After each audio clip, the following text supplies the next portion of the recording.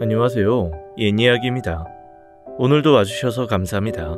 옛이야기 채널은 사연 읽어주는 남녀 채널에서 지금은 삭제되어 들을 수 없는 21년도에 소개해드린 사연 중 베스트 사연만 뽑아 다시 읽어드리는 채널입니다.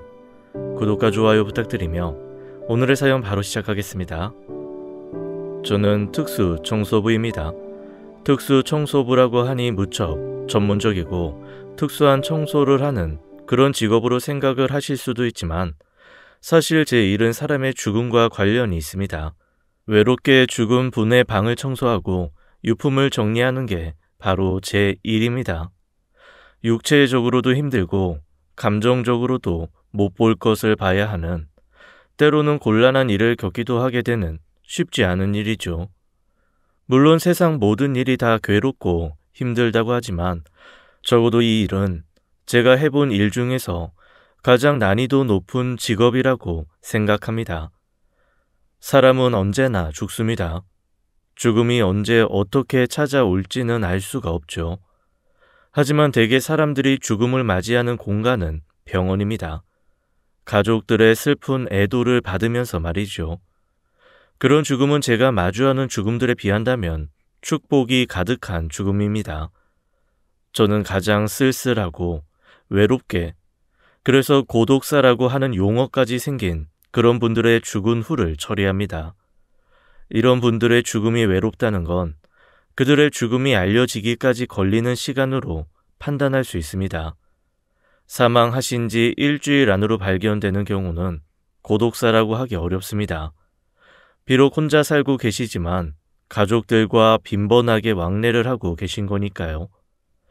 그러나 그 기간이 일주일이 넘어 시신이 몇 달씩 방치되어 있고 가족이 찾아와 발견되는 것이 아니라 이웃집으로 퍼져나간 지독한 냄새 때문에 그들의 신고로 발견되는, 혹은 월세를 내지 않아 돈을 받기 위해 찾아간 집주인 때문에 시신이 발견된다면 그 죽음은 고독사가 되는 거죠. 심지어는 6개월이 넘도록 시신이 그냥 방치되는 일도 있었습니다. 그분의 유품을 정리하고 친지나 가족의 연락을 기다렸지만 고인의 가족은 끝내 그곳에 나타나지 않더군요. 결국 유품은 경찰에 의해 유실물로 지정되어 일정 기간 보관되다가 소각되겠죠. 처음부터 제 직업이 이 일은 아니었습니다. 저희는 대대로 장의사를 해온 집안이에요. 아마 대부분이 모르실 텐데 장의사라는 직업은 대물림이 당연시되는 직업입니다. 사람의 시신을 처리한다는 게 쉬운 일이 아니고 스스로 배우겠다고 나서는 사람도 별로 없는 꺼림직한 일인 만큼 자연스럽게 가족들이 이 일을 이어받아 오게 된 거죠. 지금이야 상조 회사들이 대형으로 생기며 이런 풍습이 많이 줄기는 했지만 상조 회사에서 염습, 그러니까 시신 처리를 담당하는 장례 지도사분들 중 많은 수가 대대로 장의사를 해온 분들입니다. 저는 어릴 때부터 굳게 다짐해온 게 있습니다. 죽어도 저만은 장의사 일을 물려받지 않겠다고요. 할아버지 밑에서 아버지가 일을 배우는 걸 볼 때부터 이해가 되질 않았습니다. 세상에 직업이 얼마나 많은데 왜 사람의 죽음을 다루는 일을 물려받아야 한다는 말입니까? 난 아빠 하는 일 안 할 거예요. 그렇게 해라. 공부만 열심히 해. 아버지 말 때문이 아니라도 전 공부를 열심히 하는 아이였습니다. 대학도 스카이급은 아니지만 나름 인서울 대학이었고 학교 성적도 나쁘지 않은 덕에 대기업 바로 아래급 중견기업에 취직하게 됐습니다. 제가 배치받은 곳은 총무팀이었어요. 처음엔 좀 이상하다고 생각했습니다.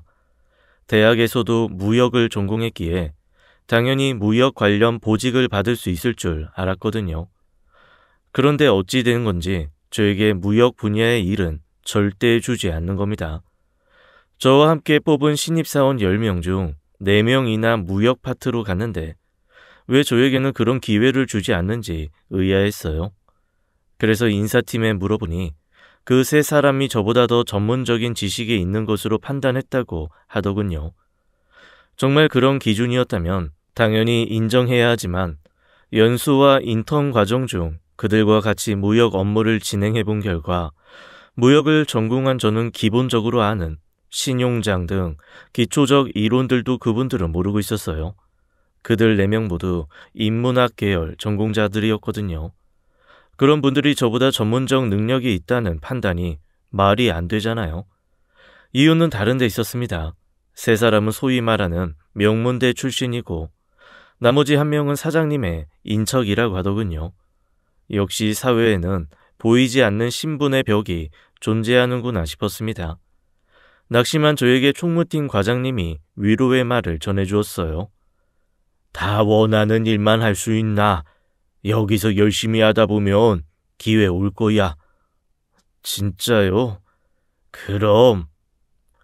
전 과장님의 말대로 열심히 일했습니다.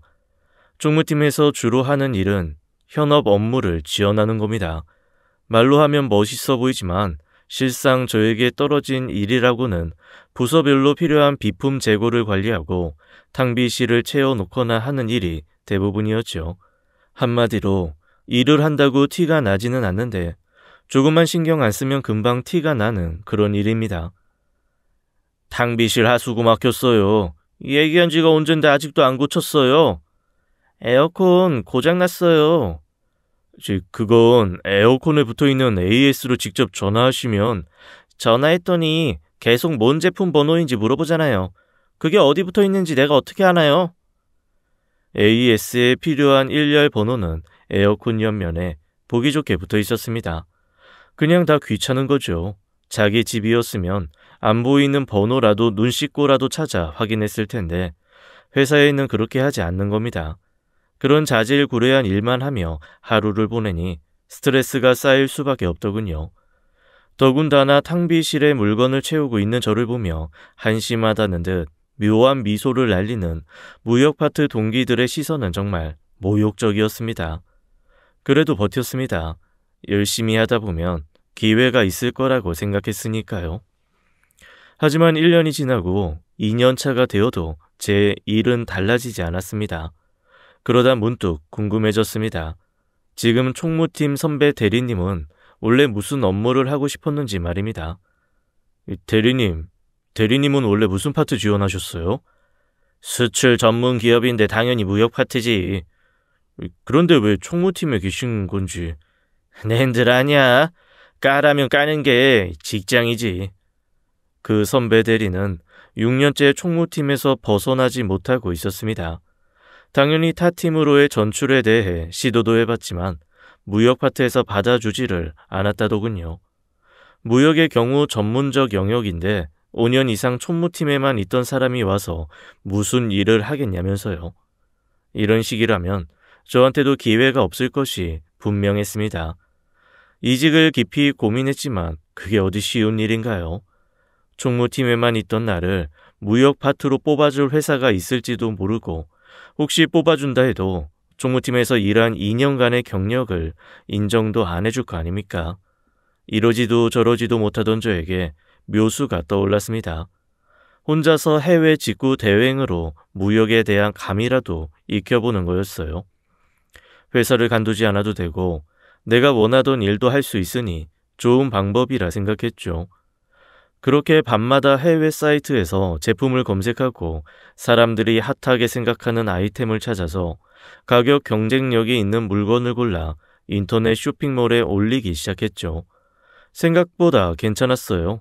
물건만 잘 골라 올려두면 사겠다는 사람들이 줄을 섰고 전 그 과정을 대행해주고 적지 않은 수수료를 챙길 수 있었습니다. 그렇게 1년쯤 하자 그 수입이 월급을 능가하게 되더군요. 퇴근 후 1~2시간 일한 것만으로 월급 이상의 수입이 가능한 걸 알게 되니 슬슬 회사 일이 하기 싫어졌습니다. 안 하던 지각도 잦아졌고 상사 말이라면 칼처럼 지켰던 내가 별것도 아닌 일로 그분들과 각을 세우는 거예요. 오늘 탕비실 재고 파악하고 들어가. 저번 주에도 제가 했는데 또 저보고 하라고요? 아이, 나 집에서 에바야 하잖아. 알면서. 아니, 그건 대리님 개인사잖아요. 개인사를 회사 일에 끌어오시는 거 이제 그만하시죠. 옛날 같으면 좋은 게 좋은 거다 하고 넘어갈 일이었지만 이젠 선배들의 작은 갑질조차 참고 보기 어렵더군요. 그렇게 조금씩 선배들과의 관계에 틈도 생기고 회사에서 제 평판도 나빠지는 걸 느끼기 시작하자 좀 과감히 사표를 냈어요. 사표를 내도 해외 직구만 잘하면 지금보다 훨씬 좋은 수익을 낼 수 있고 이를 키워 제대로 된 사업도 할 수 있을 거라 생각했으니까요. 하지만 세상 일이라는 게 그렇게 만만치 않았습니다. 막상 전업으로 해외 직구 업무를 시작하자 예전 같은 반응이 오질 않는 거예요. 이유가 있었습니다. 저처럼 해외 직구가 돈이 된다고 생각한 사람들이 저마다 대행 서비스를 시작했던 거죠. 그렇게 경쟁이 늘어나자 수수료를 낮추는 출혈 경쟁이 벌어졌고 결국엔 적자가 나는 사태까지 벌어졌습니다. 이대로는 제 오피스텔 월세도 내기 어려운 상황이 되자 다른 방향을 모색해야 했어요. 단기 아르바이트라고 하려고 이것저것 알아보던 중 알게 된 게 바로 특수 청소부였습니다. 네, 맞습니다. 아버지 소개였어요. 회사를 그만두고 경제적으로 힘들어하는 제게 아버지가 조용히 말했어요. 알바라도 좀 할래? 장의사 일이요. 저 시체 만지는 거 싫어요. 그거 말고 너 그거 싫어하는 거 아는데 내가 시키겠냐? 나도 이제 그 일 그만뒀고. 하긴 아버지도 얼마 전에 장의사 일을 그만두셨어요. 요새 누가 동네 장의사를 찾나요? 다 보험처럼 운영되는 대형 상조 회사를 찾지. 마지막으로 거래하시던 단골 병원마저 상조 회사와 계약을 하자 아버지는 하시던 장의업을 접고 은퇴를 하셨어요. 상조 회사에서는 지점을 맡아 운영을 해보라고 권유했지만 아버지도 평생 한 그 일에 염증이 난 상황이었다고 하더군요. 하지만 마냥 놀고 있기만은 뭐 하셨는지 가끔 알바 일을 하시는데 바로 그게 특수 청소부 일이셨어요. 아버지 직업이 장의사다 보니 그쪽 업계에서 일하는 지인이나 후배가 많았는데 그중 장례 지도사를 오래 해보신 한 분이 특수 청소 사업을 하고 계셨던 거죠. 시신을 직접 만지지는 않지만 홀로 방치된 시신으로 인해 냄새가 나거나 구더기 등 벌레가 생겨서 일반 청소로는 해결하기 어려워 이런 일을 전문으로 하는 특수 청소팀을 부르게 되는데 이 일에 가장 많이 뛰어드는 사람이 바로 장의사들이거든요. 아버지도 가끔 후배분이 부르면 나가 일손을 돕고는 했는데 일당이 쏠쏠해 용돈벌이 이상의 수입을 올리고 계셨던 거죠. 그 친구가 일이 잘 돼서 사람들이 더 필요한가 봐. 요새 바쁘다면서 어떻게 당분간 그 일이라도 해볼래? 아버지 말에 잠시 망설이긴 했지만 사실 대안이 없었습니다. 지금 같아서는 어디 가서 택배라도 해야 하는데 그 일을 하려 해도 초보인 제가 쉽게 적응하기 어렵고 노동 강도도 엄청나 며칠만 일해도 들어 눕는 사람 천지라고 하더군요. 그럴 바에는 이 일이 오히려 나을 것 같다는 생각에 그렇게 하겠다고 했습니다. 물론 이런 일도 일반인들이라면 여러 가지로 꺼릴 일이지만 전 장의사 집 아들로 자라고 보니 그렇게 두렵지 않았어요. 대학생 때는 가끔 아버지가 염합 쉬는 일을 옆에서 도운 적도 있었으니까요. 처음 몇 번은 사장님이 배려해 주신 건지 현장 일이 별로 어렵지 않았어요. 그저 쓸고 닦고 정리하면 되는 정도의 수준이었죠. 하지만 계속 그런 일만 할 수는 없죠. 시신 발견이 늦을수록 고인의 집은 엉망이 되어 있어요. 냄새는 말할 수 없이 엄청나고 시신을 먹고 자란 벌레와 구더기를 치우는 일은 비위가 강한 사람이라도 견디기 힘들죠. 하지만 사람은 적응의 동물이에요. 몇 번 겪다 보면 일 자체는 충분히 할 만해요. 하지만 정말 큰 문제는 이 일을 하면서 생기는 사람들과의 문제예요. 대개 집을 치워달라고 의뢰하는 분들은 집주인입니다. 가족과의 인연을 끊고 고독사를 할 정도의 분들이 좋은 집에 살 가능성은 별로 없잖아요. 왜 하필 여기서 죽어가지고 조용히 티 안 나게 처리해 주세요. 사람 죽은 채소 온 붙은 집이라고 알려지면 방도 안 나가요. 불쌍하고 외롭게 사람이 죽었지만 집주인에게는 그저 월세도 제대로 주지 않고 집값만 떨어뜨리는 재수없는 세입자인 거죠. 주변 이웃들도 그래요. 최대한 조용히 청소를 해드리려고 해도 시끄럽다고 뭐라고 합니다. 집 앞에 주차만 해둬도 남들 볼까봐 다른 데로 치우라고 하고요. 가장 큰 건 역시 냄새 문제죠. 아무리 특수 약품을 뿌려 제거를 해도 일주일 이상 방치된 시신에서 나오는 냄새는 쉽게 빠지지 않아요. 일을 하고 나오는 저희를 사람들은 마치 귀신을 보듯 피해요. 그 냄새는 옷을 씻어도 목욕을 해도 남아있거든요. 그러니까 전 죽음의 채취를 달고 사는 셈이죠. 이럴 바에는 차라리 장례 지도사가 더 나은 게 아닌지 생각이 들 정도니까요. 그래도 어쩝니까? 당장 목구멍이 포도청이니 말이죠. 오랫동안 이 일을 하고 싶지는 않지만 제대로 된 무역업을 할 사업 자금을 마련할 때까지는 꼭 참고 이 일을 하기로 했어요. 저희는 일을 시작할 때 고인에 대한 묵념을 하며 시작합니다. 마치 장례 지도사가 염을 시작할 때 묵념하는 것처럼요. 그리고는 조용히 고인의 흔적과 마주하죠. 들어가기 전 고인에 대한 정보를 따로 듣거나 하지는 않지만 집으로 들어가는 순간 그분에 대해서 알게 됩니다. 비록 작고 초라한 집이라 하더라도 그곳에는 고인의 취향이 드러나게 되어 있어요. 깔끔하면 깔끔한 대로, 대충 사는 스타일이면 대충 사는 모습 그대로 집에는 그 인장이 찍혀 있죠. 특히 생애에 대한 애착이 가득하고 항상 오늘보다 내일을 준비하던 분들의 집에 가게 되면 정말 짠한 마음이 들고는 합니다. 가끔 그분들 친인척 연락처를 알기 위해 노트나 앨범 같은 걸 열어봐야 합니다. 경찰이 찾아보는 게 우선이긴 하지만 생각보다 고인의 친인척을 찾기가 어려울 때가 많거든요. 오늘도 그런 날이었습니다. 오전 일찍 사장님한테 연락이 왔더군요. 오늘 시간 있어? 시간 괜찮아요, 사장님. 그럼 나와. 시신은 벌써 치웠고 자살인데 바로 발견돼서 그렇게 치울 것도 없어. 일로 생각한다면 참 편한 직업이 될 것 같지만 자살자 분들을 대하는 건 그거대로 마음을 무겁게 합니다. 오죽하면 생의 끈을 스스로 놓았을까. 작업하는 중에도 그런 생각이 제 마음을 짓누르거든요. 아무튼 일은 일이니 마음의 준비를 하고 현장으로 향했습니다. 평소처럼 고인에 대한 명복을 빌고 고인의 원룸에 들어갔습니다. 정말 깔끔하게 정리되어 있었어요. 마치 자기의 죽음을 발견한 누군가에게 부끄럽지 않게 하려는 것처럼요. 보통 그런 사람은 자의식이 강한 여자인 경우가 많은데 이번에도 예외가 아니었습니다. 그걸 확실하게 해주는 건 침대 위에 놓인 예쁜 곰 인형이었습니다. 피지도 않은 젊은 죽음이라면 더욱 안타까운 법이죠. 왜 죽었냐?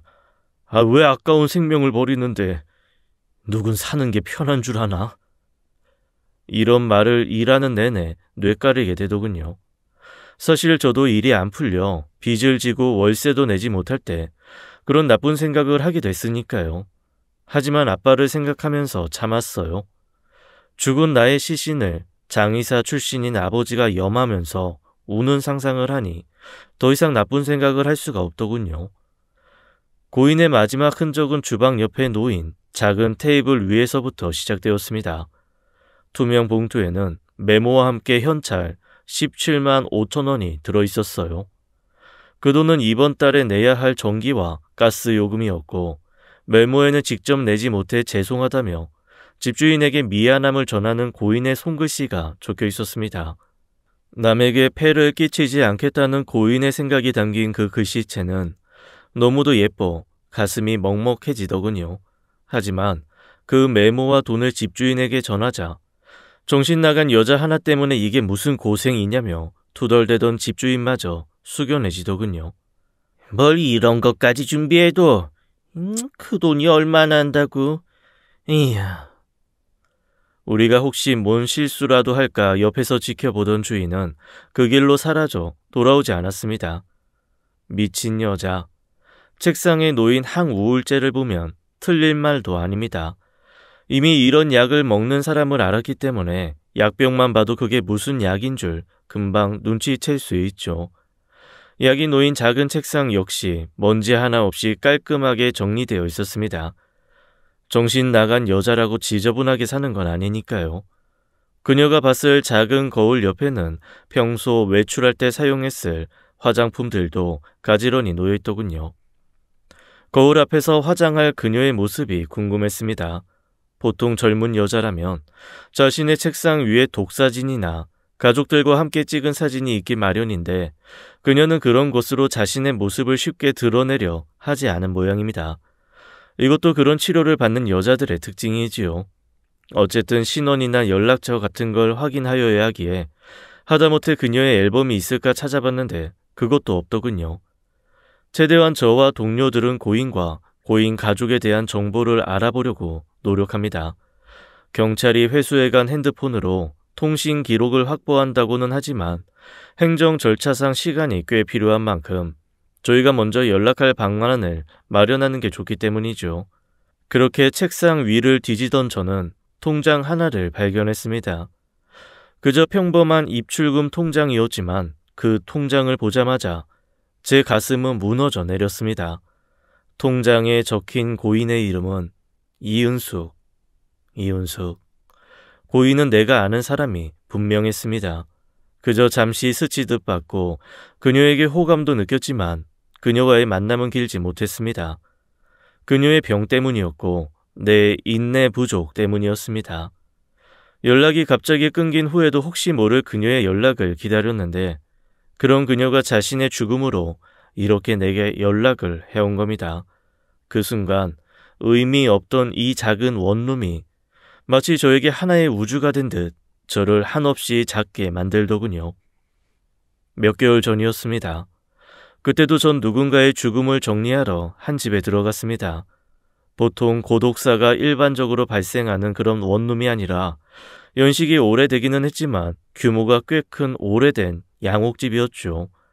낡은 집이라도 서울에 이 정도 집을 가지고 있는 사람이라면 꽤 부유한 분일 텐데 홀로 고독사를 당했다는 게 좀 당황스럽더군요.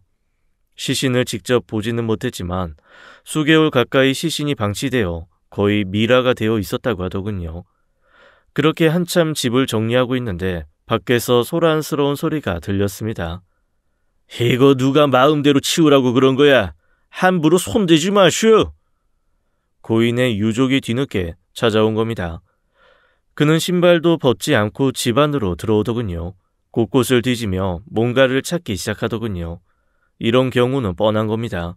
평소 고인과의 인연을 끊고 살다가 고인의 사망 소식을 듣고는 집안에 값나가는 물건이라도 있으면 챙겨갈 요량으로 오는 경우가 대부분이죠. 예상대로 사장님한테 들어보니 고인의 아들이라는 저 사람은 치매에 걸린 아버지를 홀로 방치하고 지금까지 살다가 갑자기 찾아와 저렇게 행패를 부리고 있는 겁니다. 여기 도자기랑 그림이 있었는데 그거 어디 갔어? 당신들이 빼돌린 거 아니야? 여기 나 말고 먼저 온 사람 없어? 이미 여러 번 이런 일을 겪은 저희는 집에 들어오면 바로 집안 곳곳을 사진 찍어둡니다. 혹시 생길 이런 시비를 대비하기 위해서죠. 그걸 보고서야 유족이 조금 잠잠해지더군요. 그리고는 말도 없이 돌아가려고 하기에 제가 불렀습니다. 잠시만요. 이거요. 이건 가지고 가셔야 할 것 같아서. 제가 그분에게 주려던 것은 안방 한가운데 벽에 걸려있던 낡은 사진이었습니다. 돌아가신 분과 그분의 부인, 그리고 자녀로 보이는 여자아이. 그 사진은 고인이 아끼던 가족 사진임이 분명하기에 고인의 유품을 챙겨드리려 한 겁니다. 하지만 유족이 말했습니다. 그냥 태워버리세요. 이거 가족 사진 아닌가요? 재차 물었지만 유족은 그거 내 가족 사진 아니에요. 라고 차갑게 말하고는 집을 떠나가더군요. 뭔가 사연이 있겠지 하고 액자를 옮기려는데 액자 안에서 뭔가 소리가 나더라고요. 무게가 액자치고 너무 무겁기도 하고 아무래도 액자 뒤에 뭔가 들어있다는 생각이 들었습니다. 이런 일을 하다 보니 알게 된 건데 치매가 있는 노인분들은 정말 이상한 곳에 물건을 숨겨두고는 합니다. 왜 그럴까 하고 이유를 찾아보니 치매에 걸리면 반드시 찾아오는 환상이 누군가가 자기를 공격하거나 물건을 훔쳐가는 피해 의식이라더군요. 물론 대개는 별거 아닌 경우가 많았지만 가끔은 금붙이 같은 걸 숨겨놓기도 하시더라고요. 아무래도 이상해서 액자를 열어보니 묵직한 금괴 하나와 함께 메모장이 들어있었습니다. 메모장에는 한 이름과 애틋한 사연도 적혀 있었죠. 은숙이 보아라. 요새 내가 자꾸 깜빡깜빡한다. 예전 너와 네 엄마를 제대로 간수 못하고 널 버린 게 너무 미안하구나. 네가 날 용서하지 않는다는 거 나도 잘 안다. 그래도 너에게 뭔가 남기고 싶구나. 금괴의 무게는 10량. 시세로 따지면 2천만 원이 넘는 돈이었죠. 어떻게 할까 고민했습니다. 찾아온 유족이 있는 만큼 그분에게 주는 방법도 있었지만 메모 내용으로 봐서 고인이 이 물건을 주고자 한 사람이 아까 그 사람이 아닌 건 분명했죠. 만약 금괴와 메모를 주면 치매에 걸린 아버지가 고독사한 걸 6개월이나 모르고 있었던 저 사람이 고인이 원하는 이운순이라는 여자에게 잘 전달할까요? 그러지 않을 게 불보듯 뻔했습니다. 이거 이운순이라는 분에게 직접 주죠. 아이, 일 복잡하게 왜 그래? 아까 그 아들 주면 알아서 하겠지. 아까 그 사람 하는 거 못 봤어요? 혹시 귀중품이라도 있나 신발도 안 벗고 돌아다니고 사진 보고도 그랬잖아요. 가족 사진 아니라고. 가족끼리 뭔가 사연이 있는 것 같은데. 아이, 그러니까 딱 봐도 복잡한 가족사에 아이, 왜 끼어들려고 그러냐고. 고인이 원한 사람 있잖아요. 아까 묵념까지 하시고는 돌아가신 분 마지막 소원은 들어줘야죠. 안 그럼 우리 벌 받아요.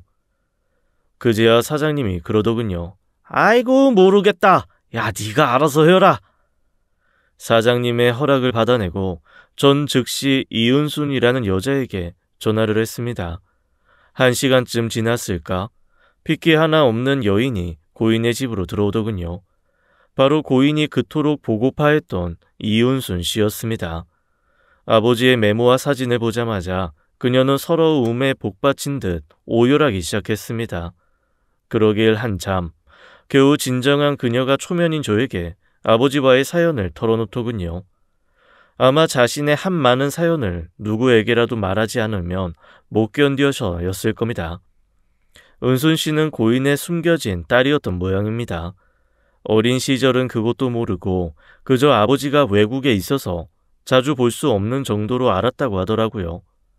그러다 어느 날 어떤 아줌마가 집으로 찾아와 자기 엄마를 때리기 시작했답니다. 엄마는 그렇게 맞으면서도 미안하다고만 했어요. 비록 어렸지만 바로 알았죠. 그 사람이 아빠의 본부인인걸. 그 일 후 그녀는 엄마 집을 나와 아버지 본가로 들어갔답니다. 자기 엄마가 떠나는 조건으로 자신을 호적에 넣어주기로 했다더군요. 하지만 그 삶이 행복할 리가 있겠습니까?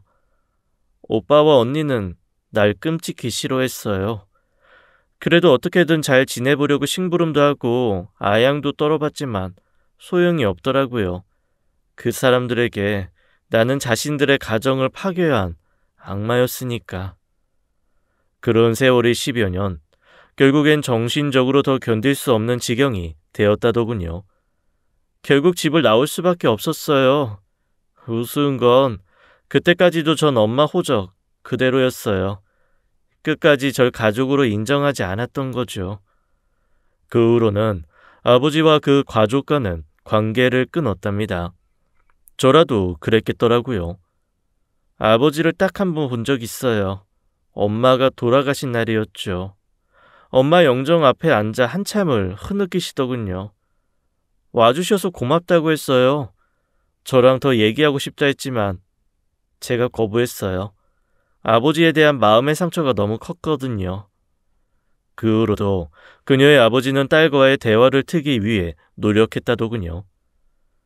왜 이제 와서 그렇게 나랑 엄마를 헌신짝처럼 버리고서는. 그녀는 아버지의 노력을 끝끝내 외면하고 사는 곳을 알 수 없도록 이사까지 가버렸다 하더군요. 인연은 끊었지만 천륜의 고리는 끊으려야 끊을 수 없는 것 같습니다. 몇 년간을 보지 못한 아버지의 죽음에 이렇게 서럽게 눈물을 흘리는 걸 보니까요. 한참을 울며 넋두리하던 그녀가 자리에서 일어나더군요. 그런데 금괴를 안 받겠다는 겁니다. 고인의 뜻이니 무조건 받으라고 했지만 그녀는 막무가내로 거부했어요. 그렇게 실랑이를 벌이다가 갑자기 그녀가 발작을 일으키는 게 아닙니까? 깜짝 놀라 그녀를 데리고 근처 한 종합병원의 응급실로 향했습니다. 한참을 응급실 밖에서 기다리고 있는데 의사가 나왔어요. 보호자세요? 그게... 네. 팔자에 없이 한 처자의 보호자가 됐습니다. 약 제때 먹어야 해요. 우울증 그거 진짜 위험한 거예요. 옆에서 신경 많이 써주셔야 합니다. 그녀는 오랫동안 심한 우울증으로 고생하고 있었던 겁니다. 청순하고 예쁜 미모의 지적인 분위기의 그녀가 우울증을 앓고 있다니 안타깝다는 생각이 들었습니다. 이유야 어떻던 당장 퇴원할 수 있는 상황도 아니라 하니 이놈의 보호자 코스프레를 조금 더 해보기로 했습니다. 다음날 그녀가 깨어나더군요. 어제와 달리 한층 안정되어 보이는 그녀는 참으로 예쁜 얼굴이었어요. 자신의 얼굴을 빤히 쳐다보는 제가 부끄러웠나 봅니다. 그게 아니면 자신의 치부를 들킨 처지가 부끄러웠을 수도 있고요. 어제까지 일면식도 없는 사람한테 울며 불며 가족사를 말했고 이제는 우울증이라는 자신의 지병까지 다 까발려졌으니까요. 괜히 그녀의 아픈 곳을 건드릴 이유가 없기에 좀 무조건 밝게 그녀를 대했습니다. 아이고 참, 돈 떼어 먹겠다는 사람도 아니고 이런 금덩어리를 주겠다는 사람 앞에서 그 난리를 치고 그러다 졸지에 제가 보호자 된 거 아세요? 미안해요. 이제 가보세요. 그녀가 차갑게 말하더군요. 그럴 줄 알았습니다. 가야죠. 대신에 줄 건 주고 가야겠네요. 그 말을 하며 다시 10량짜리 금괴를 내밀었어요. 가만, 근데 이거 병실에 놓고 가기에 너무 비싼 건데? 이거 잃어버리면 곤란하잖아요. 그냥 가져가세요. 저 상관없으니까. 그건 아니죠.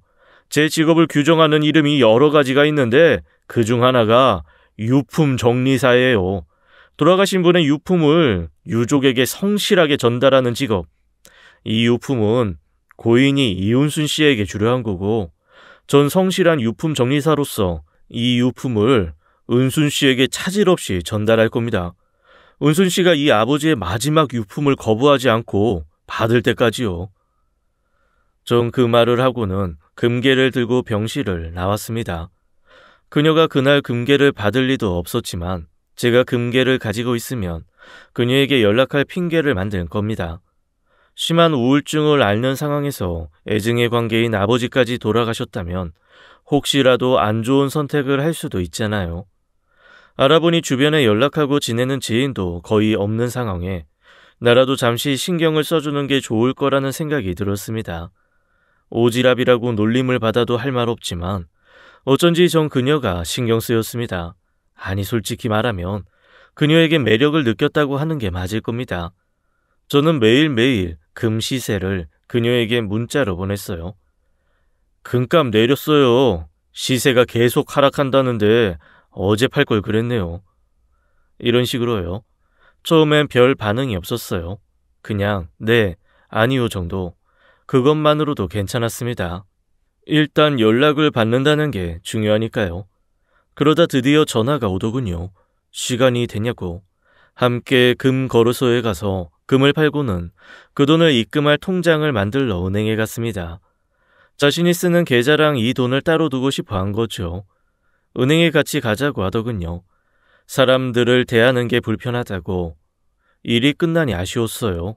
이제 그녀에게 연락할 핑계가 사라졌으니까요. 그럼 이제 그만 들어갈게요.